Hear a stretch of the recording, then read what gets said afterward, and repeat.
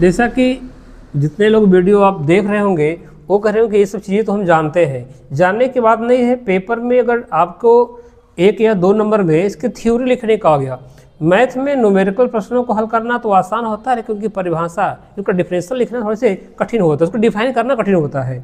इसलिए इनको रटने का प्रयास करेंगे। वह संख्या जिसका प्रयोग हम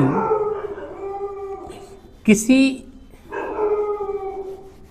वस्तु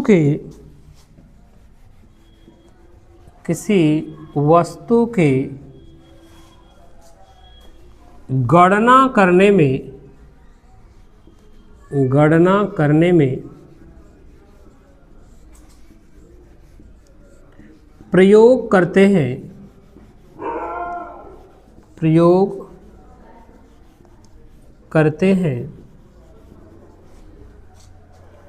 प्राकृतिक संख्या कहलाती है।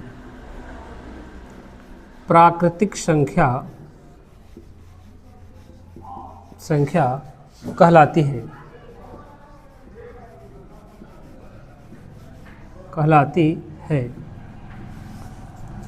प्राकृतिक संख्या को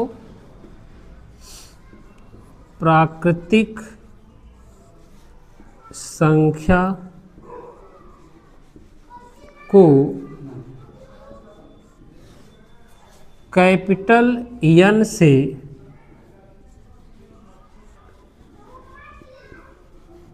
प्रदर्शित करते हैं।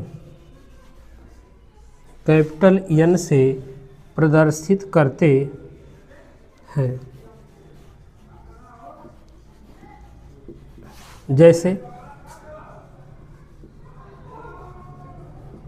जैसे कैपिटल N इक्वल टू, इसके साथ हम किसी ब्रैकेट का प्रयोग कर लेते हैं। बल्कि तेरे पास एक महिला ब्रैकेट है, 1 2 3 डैश डैश डैश डैश, ये आपका इनफाइनाइट यानी अनंत तक, यानी ये प्राकृतिक संख्या है। प्राकृतिक संख्या जानने से नहीं मतलब है। पेपर में अगर आपको डिफाइन करने के लिए आपको अति लघुत्तरीय प्रश्न दे देगा कि प्राकृतिक संख्या से आप क्या समझते हैं, तो हमें वहाँ पर यह डिफाइन करना होगा कि प्राकृतिक संख्या को हम कैसे लिखेंगे। हम जानते हैं कि 1 2 3 4 5 6 7 8 ये सब क्या है, प्राकृतिक संख्याएं हैं, लेकिन मुझे डिफाइन करना, क्योंकि इस कोर्स में डीएलएड में इनके डिफिनेशन से हमें इसका थोड़ा सा महत्व रखता है। इसके बाद दूसरा डिफिनेशन आपका है पूर्ण संख्या का, यानी पूर्ण संख्या क्या होता है।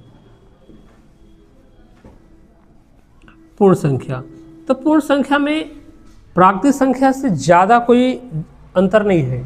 यदि हम पूर्ण संख्या की बात करें